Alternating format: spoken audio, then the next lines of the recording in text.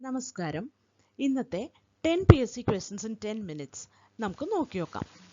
കഴിഞ്ഞ ദിവസം junior instructor ഇമെക്കിന്റെ ചോദ്യപേപ്പറാണ് നമ്മൾ കണ്ടുകൊണ്ടിരുന്നത്. ആദ്യത്തെ 10 ചോദ്യങ്ങൾ നമ്മൾ കണ്ടു. അതിനുശേഷം അടുത്ത 10 ചോദ്യങ്ങളിലേക്ക് നമ്മൾ കടക്കും. ആദ്യത്തെ ചോദ്യത്തിലേക്ക് നമ്മൾ കടക്കുകയാണ്. In silver oxide cell anode is made up of. Silver oxide സെല്ലിലെ ആനോഡ് എന്തുകൊണ്ടാണ് ഉണ്ടാക്കുന്നത്? സിൽവർ ഓക്സൈഡ് ആണോ, മഗ്നീഷ്യം ഓക്സൈഡ് ആണോ, zinc in an alkaline electrolyte ആണോ, carbon in an alkaline electrolyte ആണോ? ഓക്കെ, അപ്പം നമുക്ക് നോക്കി നോക്കാം എന്താണ് ഉത്തരമെന്ന്. അപ്പോൾ സിൽവർ ഓക്സൈഡ് സെല്ലിനകത്ത് ആനോഡ് എന്ന് പറയുന്നത്, ആനോഡ് നെഗറ്റീവ് ആയിരിക്കും എന്ന് ആദ്യം മനസ്സിലാക്കുക. കാഥോഡ് എന്ന് പറയുന്നത് പോസിറ്റീവ് ആയിട്ടുള്ള ഭാഗമാണെന്ന് മനസ്സിലാക്കുക. കാരണം ഇതൊരു സെല്ലാണ്. സെല്ലിലും ബാറ്ററിക്കകത്തും ഒക്കെ ഇങ്ങനെയാണ് ഉണ്ടാവുക. ആനോഡ് നെഗറ്റീവും കാഥോഡ് പോസിറ്റീവും. ഡയോഡിനകത്ത് നമ്മൾ മുമ്പ് പഠിച്ചിട്ടുള്ള ഡയോഡുകൾക്കൊക്കെ, ഇലക്ട്രോണിക്സുകാർക്കൊക്കെ ഡയോഡിനകത്തുള്ള പോലെയാണ് എപ്പോഴും കാര്യങ്ങൾ വരിക. CROയ്ക്കകത്തും ഒക്കെ കാഥോഡ് എന്ന് പറഞ്ഞു കഴിഞ്ഞാൽ നെഗറ്റീവാണ്. അപ്പോൾ ഡയോഡിൽ നെഗറ്റീവാണ് കാഥോഡ്, ആനോഡ് പോസിറ്റീവുമാണ്. ഓക്കെ, അപ്പോൾ ഡയോഡിൽ അങ്ങനെയാണെങ്കിലും സെല്ലിലും ബാറ്ററിയിലും ഒക്കെ നേരെ തിരിച്ചാണെന്ന് മനസ്സിലാക്കി വെക്കുക. ആനോഡ് നെഗറ്റീവും കാഥോഡ് പോസിറ്റീവും ആണ് ഒരു സെല്ലിലും ബാറ്ററിയിലും, സെൽ അല്ലെങ്കിൽ ബാറ്ററിയിൽ. അപ്പോൾ നമ്മൾ നോക്കുകയാണ്, സിൽവർ ഓക്സൈഡ് സെൽ എന്ന് പറഞ്ഞു കഴിഞ്ഞാൽ ആനോഡ് എന്തുകൊണ്ടാണ് ഉണ്ടാക്കുന്നത്? Zinc in an alkaline electrolyte ആണ് കറക്റ്റായിട്ടുള്ള ഉത്തരം. അപ്പോൾ സിൽവർ ഓക്സൈഡ് അല്ല, സിൽവർ ഓക്സൈഡ് സത്യത്തിൽ അത് കാഥോഡാണ് കേട്ടോ. ഈ സെല്ലിൻ്റെ കാഥോഡാണ് അത്. മെഗ്നീഷ്യം ഓക്സൈഡ് എന്ന് പറയുന്നത്, മെഗ്നീഷ്യം ഓക്സൈഡ് സെല്ലിലെ കാഥോഡാണ് മെഗ്നീഷ്യം ഓക്സൈഡ്. പിന്നെ zinc in an alkaline electrolyte ആണ് കൃത്യമായിട്ടുള്ള ഉത്തരം. ഈ ആൽക്കലൈൻ ആയിട്ടുള്ള ഇലക്ട്രോലൈറ്റ് എന്ന് പറഞ്ഞു കഴിഞ്ഞാൽ അത് സോഡിയം ഹൈഡ്രോക്സൈഡ് ആവാം, സോഡിയം ഹൈഡ്രോക്സൈഡ് ഇലക്ട്രോലൈറ്റ് ആവാം, അതായത് NaOH ആവാം, അല്ലെങ്കിൽ പൊട്ടാസ്യം ഹൈഡ്രോക്സൈഡ് ആവാം. ഓക്കെ, അപ്പം അങ്ങനെ ഉള്ള ഇലക്ട്രോലൈറ്റ്സിൽ ഇട്ടിട്ടുള്ള സിങ്ക് ആണ് ആനോഡായിട്ട് സിൽവർ ഓക്സൈഡ് സെല്ലിൽ ആക്ട് ചെയ്യുക. അപ്പോൾ അടുത്ത ചോദ്യത്തിലേക്ക്. In A half wave rectifier DC output voltage in terms of VSRMS എന്താണ് എന്നാണ് ചോദ്യം. അപ്പോൾ ചോദ്യത്തിൽ തന്നെ ഒരു കുരുക്കുള്ളത് അറിയുക.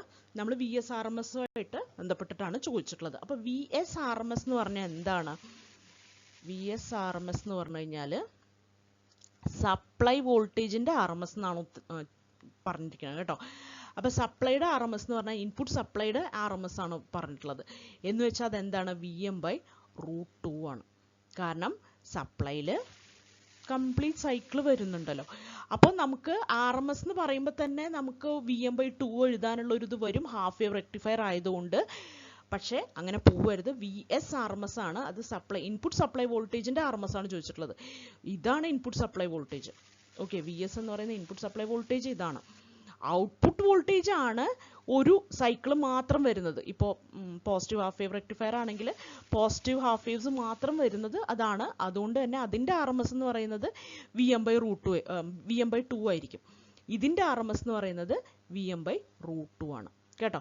അപ്പോൾ RMS ഇതാണ്, ഇതിൻ്റെ RMS ഇതാണ്. ഇത് ഔട്ട്പുട്ട് വോൾട്ടേജ് ആണ്. ഓക്കെ, അപ്പോൾ RMS VM/2 ആണ്, ഇവിടുത്തെ RMS VM/√2 ആണ്. ഇത്രയും കാര്യങ്ങൾ മനസ്സിലായല്ലോ. അപ്പോൾ VSRMS എന്ന് പറയുന്നത് VM/√2 ആണെന്ന് മനസ്സിലായി. ഇനി DC ഔട്ട്പുട്ട് വോൾട്ടേജ് എന്താണ്? VO എന്ന് പറയുന്നത് എന്താണ്? VM/π ആണെന്ന് നമുക്ക് അറിയാം. DC ഔട്ട്പുട്ട് വോൾട്ടേജ് VM/π ആണെന്ന് അറിയാം.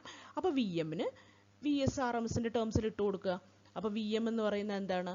√2 × VSRMS ആണ് അല്ലേ? അപ്പോൾ VO എന്ന് പറയുന്നത് √2 VSRMS / π. അപ്പോൾ √2/π ആണ് കണ്ടുപിടിക്കേണ്ടത്. √2/π എന്ന് പറഞ്ഞു കഴിഞ്ഞാൽ √2 എന്ന് പറഞ്ഞാൽ 1.414 ആണ്, π എന്ന് പറഞ്ഞാൽ 3.14 ആണ്. അത്രയും VSRMS ആണ്. അപ്പോൾ അത് നമ്മൾ ചെയ്ത് കഴിയുമ്പോൾ നമുക്ക് ഉത്തരം കിട്ടാൻ പോകുന്ന 0.45 VSRMS ആണ്. ഓക്കെ, അപ്പോൾ അത് മനസ്സിലായെന്ന് വിശ്വസിക്കുന്നു. അടുത്ത ചോദ്യത്തിലേക്ക് കടക്കാം. A device whose characteristics are very close to that of an ideal voltage source is a transistor ആണോ? അല്ല. ഐഡിയൽ വോൾട്ടേജ് സോഴ്സും ട്രാൻസിസ്റ്ററുമായിട്ട് വലിയ ബന്ധമൊന്നുമില്ല. ഡയക് ആണോ? അല്ല. FET ആണോ? അല്ല. സെനർ ഡയോഡാണ്. സെനർ ഡയോഡിൻ്റെ ക്യാരക്ടറിസ്റ്റിക്സിനാണ് ഒരു ഐഡിയൽ വോൾട്ടേജ് സോഴ്സ് പോലെ ഇരിക്കുന്നത്. അതായത് സെനർ സാധാരണ ഫോർവേഡ് ബയസ് ചെയ്യുകയാണെന്ന് വെക്കുക. സെനർ ഫോർവേഡ് ബയസ് ചെയ്താൽ നമുക്ക് എങ്ങനെയാണ് കിട്ടുക? അതായത് ഇത് വോൾട്ടേജും ഇത് കറണ്ടും ആണെങ്കിൽ ഫോർവേഡ് ബയസ് ചെയ്താൽ സാധാരണ ഒരു ഡയോഡ് പോലെയൊക്കെ ഇരിക്കും. പക്ഷേ അതിന് ബ്രേക്ക് ഡൗണിൻ്റെ അവിടെ വെച്ചിട്ട് ഒരു കോൺസ്റ്റൻ്റ് ആയിട്ടുള്ള വോൾട്ടേജ് കണ്ടോ, ഇങ്ങനെ ഒരു കോൺസ്റ്റൻ്റ് ആയിട്ടുള്ള സെനർ വോൾട്ടേജിൽ അത് കോൺസ്റ്റൻ്റ് ആയിട്ട് നിൽക്കുകയും അതൊരു ഐഡിയൽ വോൾട്ടേജ് സോഴ്സിൻ്റെ ക്യാരക്ടറിസ്റ്റിക്സ് കാണിക്കുകയും ചെയ്യുന്നു. ഓക്കെ, അപ്പോൾ കോൺസ്റ്റന്റ് വോൾട്ടേജ് സോഴ്സ് ആയിട്ട് ആക്ട് ചെയ്യുന്നത് എന്താണ്? സെനർ ഡയോഡാണ്. ഇതൊക്കെ നമുക്ക് അറിയാവുന്ന കാര്യങ്ങളായിരിക്കും. റിവേഴ്സ് ബയസിലാണ് ആ വോൾട്ടേജ് സോഴ്സ് ആയിട്ട് ഐഡിയൽ സോഴ്സ് ആയിട്ട് ആക്ട് ചെയ്യുന്നത് കേട്ടോ. അടുത്തത്, which of the following is A switching voltage regulator? Switching voltage regulator ഏതാണെന്ന് പറഞ്ഞുതരാം. 78S40 ആണ് ഒരു സ്വിച്ചിങ് വോൾട്ടേജ് റെഗുലേറ്റർ. അപ്പോൾ അതെന്താണെന്ന് നോക്കാം. 78S40 എന്ന് പറയുന്നത് ഒരു യൂണിവേഴ്സൽ സ്വിച്ചിങ് വോൾട്ടേജ് റെഗുലേറ്റർ ആണ്. അതായത് യൂണിവേഴ്സൽ സ്വിച്ചിങ് വോൾട്ടേജ് റെഗുലേറ്റർ എന്ന് പറഞ്ഞു കഴിഞ്ഞാൽ അതിന് സ്റ്റെപ്പ് അപ്പ് മോഡിലും വർക്ക് ചെയ്യാം, സ്റ്റെപ്പ് ഡൗൺ മോഡിൽ വർക്ക് ചെയ്യാം, ഇൻവെർട്ടർ മോഡിൽ വർക്ക് ചെയ്യാം. അങ്ങനെ എല്ലാ മോഡുകളിലും വർക്ക് ചെയ്യാൻ പറ്റുന്നതുകൊണ്ട് തന്നെ അതിനെ യൂണിവേഴ്സൽ റെഗുലേറ്റർ എന്ന് വിളിക്കുന്നു. അപ്പോൾ റെഗുലേറ്റേഴ്സ് രണ്ട് തരത്തിലുണ്ടെന്ന് മനസ്സിലാക്കുക. ലീനിയർ ഉണ്ട്, സ്വിച്ചിങ് ഉണ്ട്. സ്വിച്ചിങ് വോൾട്ടേജ് റെഗുലേറ്റേഴ്സിൽ ഈ 78S40 എന്ന് പറയുന്നത് 40 എന്ന് പറയുന്നത് ഒരു യൂണിവേഴ്സൽ സ്വിച്ചിങ് വോൾട്ടേജ് റെഗുലേറ്റർ ആണ്. പിന്നെ ഈ 78 കൊണ്ട് ഉദ്ദേശിക്കുന്നത് 78S കഴിഞ്ഞിട്ട് ഈ 40 വരുന്നുണ്ടല്ലോ. 40 എന്ന് പറയുന്നത് 40 വോൾട്ടേജ് ആണ് അതിൻ്റെ മാക്സിമം ഔട്ട്പുട്ട് വോൾട്ടേജ് കേട്ടോ. അതാണ് 40 എന്ന് വരുന്നത്. അപ്പോൾ 40 വോൾട്ടേജ് വരെ അതിന് സ്വിച്ചിങ് വോൾട്ടേജ് റെഗുലേഷൻ കൊടുക്കാൻ പറ്റും. അപ്പോൾ മാക്സിമം 40 വോൾട്ടേജ് ആണ് ഔട്ട്പുട്ട് വോൾട്ടേജ് എന്ന് മനസ്സിലാക്കുക. അടുത്തത്, inverter is A device that. Inverter എന്ത് ചെയ്യുന്നു എന്ന് നോക്കാം. ഇൻവെർട്ടർ എന്താണ് ചെയ്യുക? അത് DC പവറിനെ AC പവറാക്കി മാറ്റുകയാണ് ചെയ്യുക അല്ലേ? ഇൻവെർട്ടറിൽ എന്താണ് ചെയ്യുന്നത്? DC ആയിട്ട് ബാറ്ററിയിൽ സ്റ്റോർ ചെയ്തിട്ട് അതിനെ AC പവറാക്കി മാറ്റുകയാണ് ചെയ്യുന്നത് അല്ലേ? അപ്പോൾ DC പവർ ടു AC പവറാണ് അത് ചെയ്യുന്നത്. ഇൻവെർട്ടർ അതാണ് ചെയ്യുന്നത്. ഇനി ഫിക്സഡ് DC പവറിനെ വേരിയബിൾ DC പവറായിട്ട് മാറ്റുന്നത് എന്താണ്? അത് ഒരു DC ചോപ്പറാണ് കേട്ടോ. DC ചോപ്പർ എന്ത് ചെയ്യുന്നു? ഒരു ഫിക്സഡ് DC പവറിനെ വേരിയബിൾ DC പവറാക്കി മാറ്റുന്നു. ഇനി വേരിയബിൾ DC പവറിനെ ഫിക്സഡ് DC പവർ ആക്കുന്നത് ആരാണ്? അതൊരു കൺവേർട്ടറാണ്. ബക്കും ബൂസ്റ്റും കൺവേർട്ടേഴ്സ് എല്ലാവരും അങ്ങനെയാണ് ചെയ്യുന്നത്. അപ്പോൾ ബക്ക് ബൂസ്റ്റ് കൺവേർട്ടർ ഉണ്ടെങ്കിൽ ബക്ക് ചെയ്യാനും പറ്റും, ബൂസ്റ്റ് ചെയ്യാനും പറ്റും. അതായത് ഇൻപുട്ട് വോൾട്ടേജിനേക്കാളും കുറഞ്ഞ വോൾട്ടേജോ അപ്പോഴാണ് ബക്ക് റെഗുലേറ്റർ എന്ന് പറയുന്നത്. അതോ കൂടുതൽ വോൾട്ടേജോ അതാണ് ബൂസ്റ്റ് റെഗുലേറ്റർ. അപ്പോൾ ഇങ്ങനത്തെ എന്ത് വേണമെങ്കിലും ചെയ്യാൻ പറ്റുന്ന ഒരു കൺവേർട്ടറാണ് ബക്ക് ബൂസ്റ്റ് കൺവേർട്ടർ. രണ്ടും ചെയ്യാൻ പറ്റുന്നതാണ്. ഓക്കെ, ബക്ക് ചെയ്യാനും പറ്റും, ബൂസ്റ്റ് ചെയ്യാനും പറ്റും. അപ്പോൾ അങ്ങനെ ഒരു വേരിയബിൾ ആയിട്ടുള്ള DC പവറിനെ ഫിക്സഡ് DC പവറാക്കി മാറ്റാൻ ഒരു കൺവേർട്ടറിനെ കൊണ്ട് സാധിക്കും. ഇനി AC-നെ DC ആക്കണം എന്താണ് നമുക്ക് എല്ലാവർക്കും അറിയാം. അതൊരു റെക്ടിഫയർ ആണ് AC-നെ DC ആക്കി മാറ്റുക. ഓക്കെ, അടുത്ത ചോദ്യം, resistance of voltmeter is usually വളരെ ഹൈ ആയിരിക്കണം എന്ന് പറയാൻ കാരണം എന്തുകൊണ്ടാണെന്നറിയോ? ഒരു സർക്യൂട്ട് ഉണ്ട് എന്ന് വിചാരിക്കാം. ആ സർക്യൂട്ടിൽ എപ്പോഴും വോൾട്ട്മീറ്റർ എങ്ങനെയാണ് കണക്ട് ചെയ്യുക? നമ്മൾ പാരലൽ ആയിട്ടാണ് കണക്ട് ചെയ്യുക വോൾട്ട്മീറ്റർ. ഓക്കെ, പാരലൽ ആയിട്ട് കണക്ട് ചെയ്യുമ്പോൾ ഇവിടെ നല്ല ഹൈ റെസിസ്റ്റൻസ് ഉണ്ടെങ്കിൽ മാത്രമേ അതിലൂടെ കറണ്ട് പോവാതെ കൃത്യമായിട്ടുള്ള പൊട്ടൻഷ്യൽ ഡിഫറൻസ് ഇതിന് അക്രോസ് ഉള്ള ഈ AB എന്ന് പറയുന്ന രണ്ട് പോയിന്റിന് അക്രോസ് ഉള്ള വോൾട്ടേജ് മെഷർ ചെയ്യാനാണല്ലോ ഇവിടെ വോൾട്ട്മീറ്റർ നമ്മൾ വെക്കുന്നത്. അപ്പോൾ അവിടെ നിന്ന് കറണ്ട് ഇതിൽ കൂടെ പാസ് ചെയ്ത് ശരിക്കും വോൾട്ടേജിന് വ്യത്യാസം കാണിക്കരുതല്ലോ. അപ്പോൾ എന്താണ് ചെയ്യേണ്ടത്? ഇതിലൂടെ ഒറ്റ കറണ്ടും പാസ് ചെയ്യാൻ പാടില്ല. അപ്പോൾ ഇവിടെ ഹൈ റെസിസ്റ്റൻസ് ആയാലല്ലേ ഒറ്റ കറണ്ട് പാസ് ചെയ്യാതിരിക്കത്തുള്ളൂ. അപ്പോൾ എന്താണ് വേണ്ടത്? ആ സർക്യൂട്ടിന് അക്രോസ് വളരെ ഹൈ ആയിട്ടുള്ള ഒരു ഹൈ റെസിസ്റ്റൻസ് വന്നു കഴിഞ്ഞാൽ എന്ത് പറ്റും? ഇതിലൂടെ കറണ്ട് ഒന്നും പോവില്ല. വളരെ ചെറിയൊരു കറണ്ടേ പോവുള്ളൂ, വലിയൊരു കറണ്ടൊന്നും പോവില്ല. അതുകൊണ്ട് തന്നെ അത് എന്തായിട്ട് കറക്റ്റായിട്ടുള്ള പൊട്ടൻഷ്യൽ ഡിഫറൻസ് മെഷർ ചെയ്യാനും നമുക്കത് കാണിച്ചു തരാനും അതിന് കഴിയും. അതുകൊണ്ട് ഹൈ ആയിരിക്കണം റെസിസ്റ്റൻസ് ഓഫ് വോൾട്ട്മീറ്റർ. അടുത്തത്, യൂണിറ്റ് ഓഫ് സസെപ്റ്റിബിലിറ്റിയുടെ യൂണിറ്റ് സത്യത്തിൽ അതിന് യൂണിറ്റ് ഒന്നും ഇല്ല.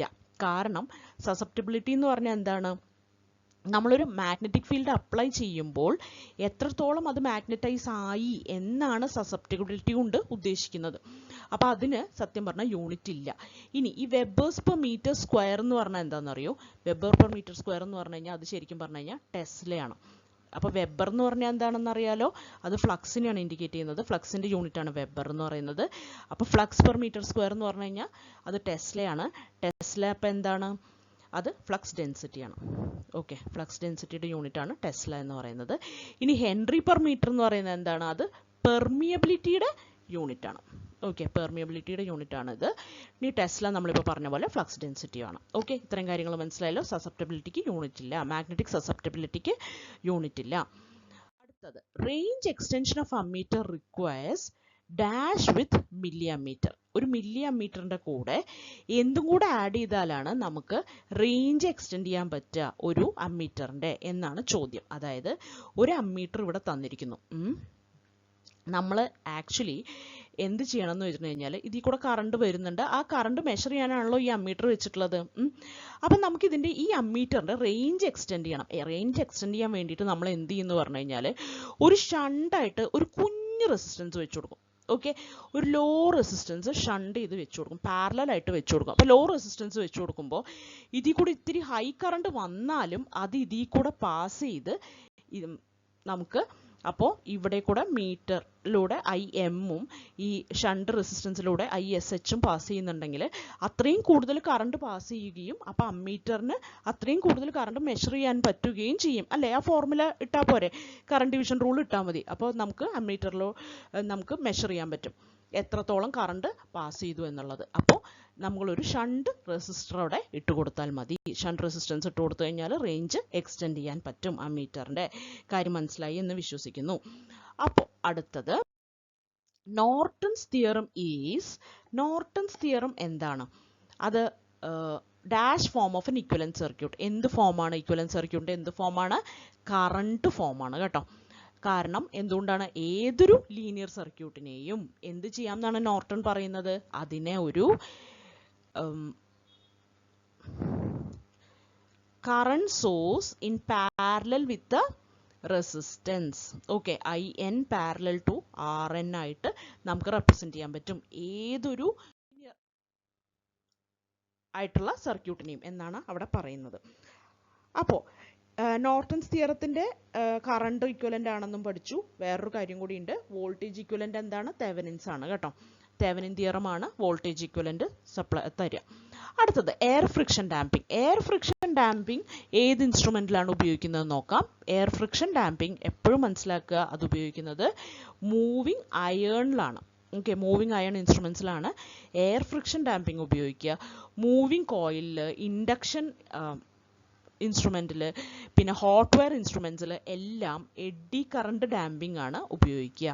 Okay, air friction damping moving അയണിൽ മാത്രമാണ് ഉപയോഗിക്കുക. ബാക്കി എല്ലാത്തിലും എഡ്ഡി കറണ്ട് ഡാമ്പിംഗ് ആണ് ഉപയോഗിക്കുക. ഓക്കെ, മൂവിങ് കോയിൽ ഇൻസ്ട്രുമെൻ്റ് ആയാലും ഇൻഡക്ഷൻ ടൈപ്പ് ഇൻസ്ട്രുമെൻ്റ് ആയാലും ഹോട്ട് വയർ ടൈപ്പ് ഇൻസ്ട്രുമെൻ്റ് ആയാലും ഒക്കെ മിക്കതും എഡ്ഡി കറണ്ട് ഡാമ്പിംഗ് ആണ് ഉപയോഗിക്കുക. എന്താണ് ഈ ഡാമ്പിംഗ്? എന്തിനാണ് ഡാമ്പ് ചെയ്യേണ്ടത്? അതായത് നമ്മൾ ഒരു ഏതൊരു ഇൻസ്ട്രുമെൻറ്റിലും നമ്മൾ മെഷറിങ് ഇൻസ്ട്രുമെൻസിൽ കുറേ ഡിവിഷൻസ് ഉണ്ടാവും, ഒരു പോയിൻ്റർ ഉണ്ടാവും അല്ലേ?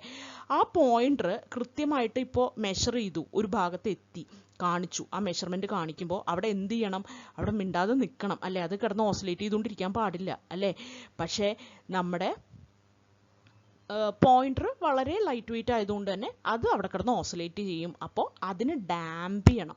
അതിൻ്റെ ഓസിലേഷൻസ് നിർത്തി അതിനെ അനക്കാതെ നിർത്തണമെങ്കിൽ നമ്മൾ എന്തെങ്കിലും ഒരു തരം ഡാമ്പിംഗ് അവിടെ ഉപയോഗിക്കണം. ആ തരം ഡാമ്പിങ്ങിനെയാണ്, പലതരത്തിൽ ഡാമ്പിംഗ് ഉണ്ട്, അതിൽ മൂവിങ് അയൺ ടൈപ്പ് ഇൻസ്ട്രുമെൻസിൽ നമ്മൾ ഉപയോഗിക്കുന്ന ഡാമ്പിംഗ് ആണ് എയർ ഫ്രിക്ഷൻ ഡാമ്പിംഗ്. ഓക്കെ, ഇനി മൂവിങ് അയണിനും മൂവിങ് കോയിലിനെ കുറിച്ചും ഒരു കാര്യം കൂടെ പറഞ്ഞുതരാം. മൂവിങ് കോയിൽ എന്ന് പറഞ്ഞു കഴിഞ്ഞാൽ അതിനകത്ത് DC മെഷർ ചെയ്യാൻ മാത്രമേ നമ്മൾ മൂവിങ് കോയിൽ ഉപയോഗിക്കുള്ളൂ. എന്നാൽ മൂവിങ് അയൺ വെച്ചിട്ട് DC-യും AC-യും കൂടെ മെഷർ ചെയ്യാൻ പറ്റും. അപ്പോൾ മൂവിങ് അയൺ ആൻഡ് മൂവിങ് കോയിലിൻ്റെ രണ്ട് കാര്യങ്ങൾ മനസ്സിലായില്ലേ? മൂവിങ് അയണിൽ എന്താണ്? മൂവിങ് അയണിലാണെങ്കിൽ DC + AC മെഷർ ചെയ്യാൻ പറ്റും. മൂവിങ് കോയിലാണെങ്കിൽ DC മാത്രമേ മെഷർ ചെയ്യാൻ പറ്റുള്ളൂ. ഇനി മൂവിങ് അയണിൽ എന്ത് ടൈപ്പ് ഓഫ് ഡാമ്പിംഗ് ആണ്? എയർ ഫ്രിക്ഷൻ ഡാമ്പിംഗ് ആണ്. ഇവിടെ എഡ്ഡി കറണ്ട് ഡാമ്പിംഗ് ആണ്. ഇത്രയും കാര്യങ്ങൾ മനസ്സിലായല്ലോ. അപ്പോൾ താങ്ക് യു.